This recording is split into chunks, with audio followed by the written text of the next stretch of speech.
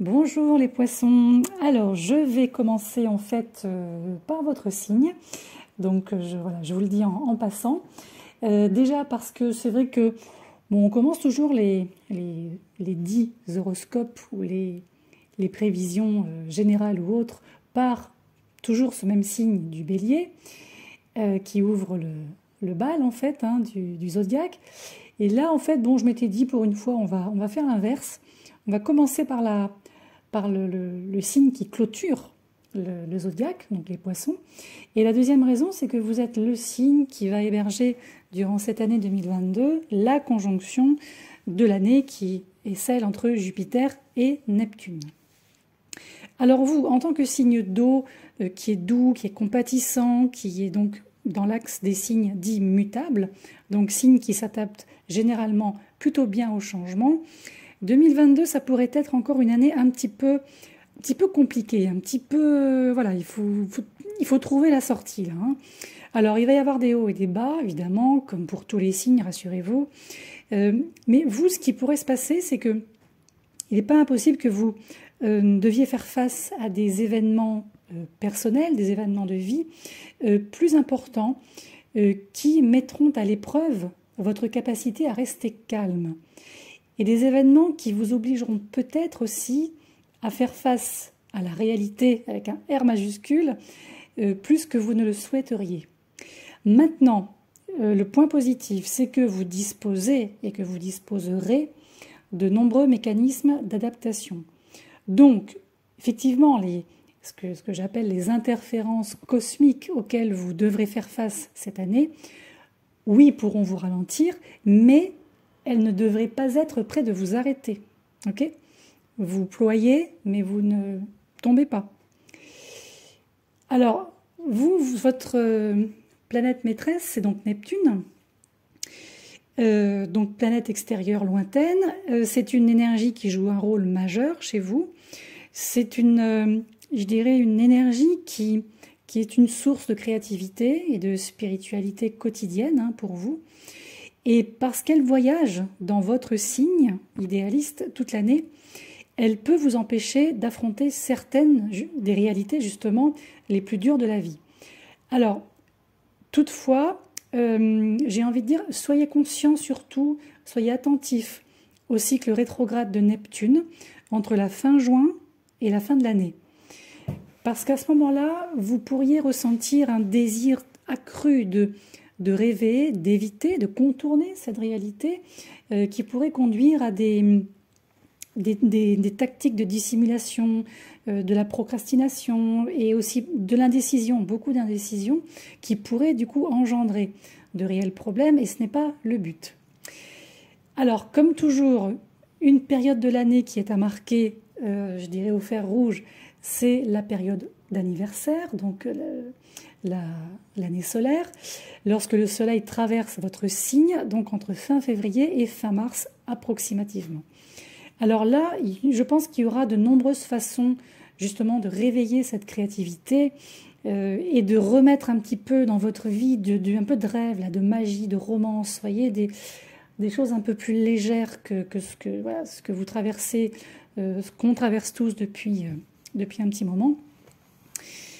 Ensuite, l'énergie qui ressort, c'est Saturne, qui vous réserve également cette année, je dirais alors je ne vais pas dire des leçons, j'aime pas trop ce terme, mais je dirais des passages plutôt intéressants parce que lui, ce Saturne va rester voilà, dans l'énergie du Verseau, énergie imprévisible, énergie décalée, et vous, en tant que signe mutable, le but, c'est en fait d'être ouvert, de rester ouvert à certains des changements que ce Verseau va vous suggérer et aux opportunités peut-être un petit peu justement décalées, des opportunités peut-être pas vraiment en phase initialement avec ce que vous auriez voulu ou ce que vous auriez prévu, vous voyez. Ce qui ressort aussi, c'est que il y a un fort ressenti en lien avec l'ambiance, je dirais presque humanitaire collective qui émane de ce duo. Donc le fait d'aider les autres peut être aussi une priorité dans votre liste de choses à faire en 2022. Alors, on va déjà voir ce qu'il en est sur un plan général au niveau du domaine de la carrière, donc par extension de l'argent, des sources de revenus. Alors, comme toujours, comme tous les astrologues, je le répète, les prévisions par signe général restent des prévisions par signe général. Hein. L'astrologie n'est pas de la voyance, encore une fois, et on est vraiment sur une projection de dynamique au pluriel. Hein. On est sur un axe dynamique qui va montrer un peu voilà, quelles sont les périodes favorables, propices, et quelles sont celles qui le sont moins du fait de rétrogradation, par exemple. Donc, on reste sur du général, et évidemment, pour chaque domaine et pour chaque signe, que ce soit le signe solaire ou le signe ascendant, il faut, encore une fois, vous référer à votre carte du ciel natale. Alors, en ce qui concerne la carrière, l'argent, alors vous allez avoir Mars qui sera dès début 22 encore dans votre secteur de carrière et ce jusqu'à la fin du mois de janvier. Donc vous entrez dans cette année nouvelle avec probablement une concentration assez forte sur vos objectifs, la direction que vous voulez donner à votre vie et à ce que vous voulez accomplir. En tout cas, c'est recommandé. Il y a une idée aussi de vous... Alors, soit vous êtes déjà dans une énergie ultra dynamique qui vous permet de poursuivre de nouveaux objectifs, peut-être de faire des progrès dans ce que vous faites, d'atteindre un point culminant, pourquoi pas d'être reconnu pour ce que vous avez déjà fait, ce que vous avez déjà mis en place, donc obtenir un certain succès, pourquoi pas, ou encore établir des liens avec des personnes importantes. Alors, si ce n'est pas le cas en termes de dynamique existante, c'est un conseil. C'est quelque chose qu'il faudrait mettre en place pour pouvoir en fait faire avancer les choses dans ce domaine bien précis.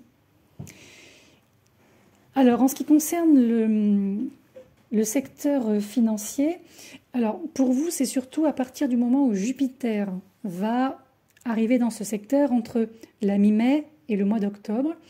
Et là, vous allez peut-être pouvoir vous concentrer cette fois-ci sur l'amélioration de votre situation financière. Alors, pourquoi pas profiter d'opportunités pour gérer l'argent de manière pas plus intelligente, mais avec plus de finesse, voyez, plus de doigté. Pourquoi pas gagner plus, prendre des décisions aussi importantes dans ce domaine. On a aussi Mars dans ce secteur entre la fin mai et le début juillet, où là aussi c'est une période où vous allez pouvoir prendre des initiatives et exploiter au maximum toutes les opportunités, donc toujours financières, hein, dont vous allez disposer. On a quand même sur vous une bonne énergie dans ce domaine, d'autant que Chiron va également se trouver dans ce secteur toute l'année. Donc vraiment, je pense que le fait d'améliorer votre situation financière pourra vous aider à guérir, je pense, peut-être une faille bien précise et à vous sentir plus en confiance. Par ailleurs, vous êtes peut-être l'un des rares signes, donc l'une des rares énergies dans ce zodiaque, qui a cette capacité d'allier intuition à réussite. C'est-à-dire que chez vous, votre intuition, c'est un paramètre qui est très important et qui est à prendre en compte dans une optique de réussite professionnelle. Donc encore une fois, ce Saturne en Verseau, il va vous permettre de tester de nouvelles opportunités qui peuvent vous conduire aussi sur des voies très lucratives. Donc surtout, ne fermez pas les portes. Gardez l'esprit le plus ouvert possible parce que ça peut vraiment vous aider à trouver votre véritable vocation.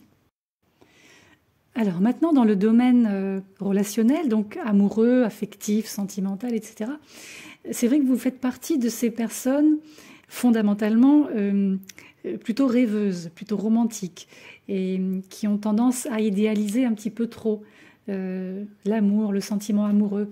Et souvent, vous êtes justement déçus, désillusionnés par vos expériences dans ce domaine. Alors cette année, toutefois, se présentent les moyens, en tout cas énergétiques, il y a une dynamique qui se présente pour en fait trouver ou retrouver un équilibre sain dans vos relations. Parce que chez vous, qui dit relation saine dit épanouissement. Et là, qu'il s'agisse de trouver l'amour ou de conserver l'amour que vous avez déjà dans votre vie.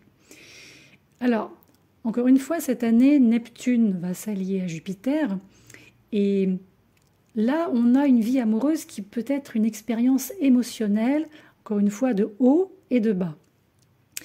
Vous allez, je pense, avoir une vision extrêmement positive de la recherche de l'amour à certains moments de l'année. Mais lorsqu'il va falloir faire face à cette réalité, la déception pourrait être à la limite du supportable. Donc, le but, c'est d'atteindre ce juste milieu souhaitable entre l'espoir, le souhait, d'une part, et le réalisme sain, d'autre part. Et ça doit vraiment être votre objectif lorsque vous sentez que vous commencez à glisser dans une situation un petit peu illusoire. Alors, il y a un bon moment qui se présente là pour travailler justement cet équilibre qui est très important pour vous. C'est lorsque le soleil entrera dans le signe de la Balance, fin septembre, et il restera jusqu'à la fin octobre. Là, si vous recherchez l'amour, c'est vrai que pendant cette période, vous serez peut-être davantage prêt à faire des compromis et je dirais votre flexibilité sera un gros avantage. Donc il ne faut pas le mettre de côté. Par ailleurs, Mercure va rétrograder à partir de la mi-septembre. Ça, on y reviendra en détail à ce moment-là, mais Mercure va rétrograder donc à partir de la mi-septembre dans votre secteur maison 8, donc tout ce qui touche l'intimité. Et ensuite, cette rétrogradation va continuer à reculer, non pas à avancer, mais à reculer dans le secteur du couple, des associations, des relations au sens large, entre fin septembre et début octobre. Alors là, c'est une période qui peut faire ressortir toute forme de défis qui existent déjà dans vos relations, les défis à relever, les choses à régler. C'est une période où vous pouvez être un petit peu trop facilement frustré par les comportements des personnes qui vous entourent et où il va sûrement falloir faire preuve de patience. Maintenant, ça peut être une bonne période pour renouer avec des personnes du passé. Alors je dis bonne parce que c'est un moment qui pourrait aussi justement vous permettre de mettre des points finaux, on va dire, à certains liens, et tout en comprenant pourquoi il est bon de mettre certains points. Alors sur le plan relationnel, ça concerne également le secteur domestique, familial, la maison 4, puisque Mars en fait va entrer dans le signe du Gémeaux à la mi-août, et il va y rester jusqu'à la fin de l'année 22 à peu près. Mais surtout, il va rétrograder dans ce secteur à partir de la fin du mois d'octobre. Alors là aussi, ça peut déclencher des problèmes majeurs à la maison ou avec les personnes que vous considérez comme votre famille, mais qui ne sont pas de la famille biologique. Et là aussi, il peut y avoir une frustration, une irritation engendrée par des inimitiés, des incompréhensions entre vous et eux, et entre eux et vous. Et cette énergie, elle peut faire ressortir là aussi des problèmes assez profonds qui doivent être résolus, absolument. Ça ne peut pas perdurer comme ça encore des années. Donc, il ne faut surtout pas, si je peux me permettre, passer au-dessus. Ne masquez pas ce qui peut-être l'est déjà. Il faut vraiment, là aussi, déchirer les rideaux, aller voir ce qu'il y a et surtout résoudre le problème à la racine. Il est vrai aussi que si l'on aborde la dynamique psycho-émotionnelle de l'année pour le signe des Poissons, on voit que Uranus reste dans le secteur qui régit votre esprit toute l'année, hein, donc la maison 3. Et vous pouvez du coup continuer, en tout cas c'est profitable je trouve, continuer à sortir des sentiers battus, opter pour des idées, des projets non conventionnels et aussi profiter des idées en provenance de groupes, en provenance d'amis. Mars, encore une fois, se trouve dans ce secteur entre début juillet et mi-août, ce qui apporte beaucoup d'énergie mentale, beaucoup d'énergie psychique et donc potentiellement de nouvelles idées. Et je pense que ça va être le moment de pousser, vous voyez, pour ce que vous proposez et profiter aussi des opportunités pour passer à l'action avec vos idées et vos projets. Alors on a 2 éclipses qui vont se produire justement dans ce secteur qui gouverne votre esprit, vos échanges, la communication, la maison 3 techniquement. Donc une éclipse solaire qui a lieu le 30 avril, donc dans le signe du Taureau, et une éclipse lunaire le 8 novembre également dans le signe du Taureau. Donc ce sont 2 éclipses qui vont rejoindre le transit uranien dans ce signe. Alors l'éclipse solaire du 30 avril, ici, elle peut apporter justement des nouvelles idées. Elle peut vous permettre de mettre en œuvre vos projets. Il y a eu un regain d'optimisme, d'expression, de créativité. Il va falloir vous ouvrir aux autres et vraiment pas imposer vos idées, mais presque. Il faut vraiment vous mettre en avant avec ce que vous avez entre les mains. Ça, c'est important. Ensuite, l'éclipse lunaire du mois de novembre, elle peut ici présenter des projets de finalisation et aussi le point culminant d'une idée. Et l'idée, ça va être aussi de vous montrer plus investi émotionnellement dans vos opinions, dans vos pensées et dans vos idées. Et là, il va aussi falloir vous exprimer de manière, je dirais, la plus authentique possible, de la manière la plus ouverte possible. Saturne, quant à elle, cette planète, elle va rester dans le secteur qui gouverne votre subconscient toute l'année, maison 12. Et vous pouvez du coup continuer à faire le travail, comme on dit, sur vous-même, en traversant cette boue subconsciente et en travaillant aussi sur de vieux problèmes. Vous continuez. Hein. Donc ça peut être fait par vous-même, spontanément, tranquillement, prenez votre temps. Vous pouvez changer beaucoup de choses en interne, hein, sachez-le, même si ce n'est peut-être pas si évident que ça en surface. Il y a une dichotomie assez forte entre votre intériorité et tout ce qui se passe à l'extérieur de vous-même cette année. Et Mercure rétrograde dans ce secteur à la mi-janvier, ici, va peut-être pouvoir vous permettre de prendre conscience d'un problème auquel vous n'avez pas forcément trop réfléchi jusque-là, ou peut-être que vous aviez mis un petit peu sous le tapis. Mars aussi va se trouver dans ce secteur entre le début du mois de mars jusqu'à la mi-avril, ce qui va pouvoir vous donner davantage d'énergie et de motivation pour faire face enfin aux problèmes inconscients, au pluriel, hein, et pour forger une connexion plus forte avec votre inconscient. Parce que vous l'avez, cette connexion, elle est innée chez vous. Donc, si vous sentez qu'elle vous échappe ou que vous la sentez un peu perdue, cette connexion, il faut absolument raccorder les fils, si je puis dire. Hein. Vraiment, chez vous, je dis comme tout à l'heure, je l'ai évoqué, l'intuition, l'instinct, c'est quelque chose d'extrêmement puissant. Donc, il faut absolument que vous vous réancriez, même si c'est paradoxal de s'ancrer à une connexion, mais il faut que vous vous réancriez en fait à ce lien que vous avez de manière innée avec ça. Et pour conclure, je dirais que quoi qu'il en soit, Neptune, votre énergie maîtresse, est toujours dans votre signe, comme on l'a vu toute l'année, où elle se trouve depuis un certain temps.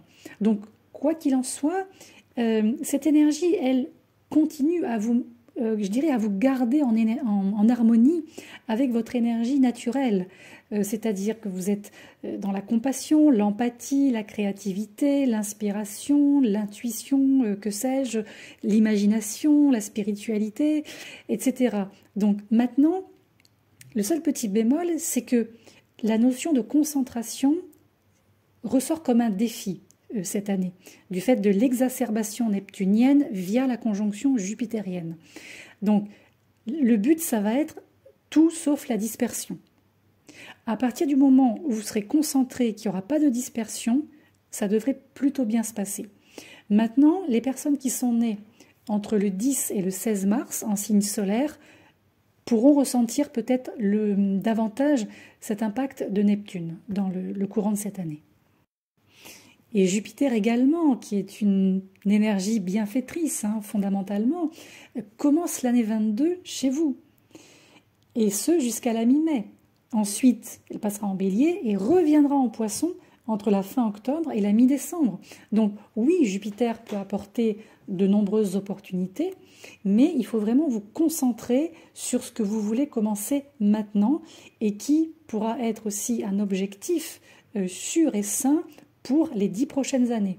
Donc oui, vous pouvez être, je dirais, excité par les possibilités qui vont se présenter, mais aussi concentrez-vous sur les aspects positifs de ces possibilités. Oui, voyez grand, oui, voyez peut-être plus large, plus lumineux, ça peut jouer en votre faveur, mais gardez bien les pieds sur terre. Parce que lorsque Jupiter et Neptune vont se chevaucher de la mi-avril à la mi-mai, rejointe par l'énergie de Mars, l'énergie martienne, donc la dynamique, là, vous allez pouvoir profiter pleinement de cette énergie. Mais pour ça, il ne faut pas que cette énergie se noie. Donc, concentration, vous avez compris, réalisme et efficacité. Voilà. Donc, moi, écoutez, je vous souhaite en tout cas un bon début d'année 2022, une excellente année, même dans sa totalité à l'avance. Et je vous retrouve donc dans le courant d'année pour faire le point régulièrement sur tous les petits détails qui vont entourer ce premier jet, ce premier axe.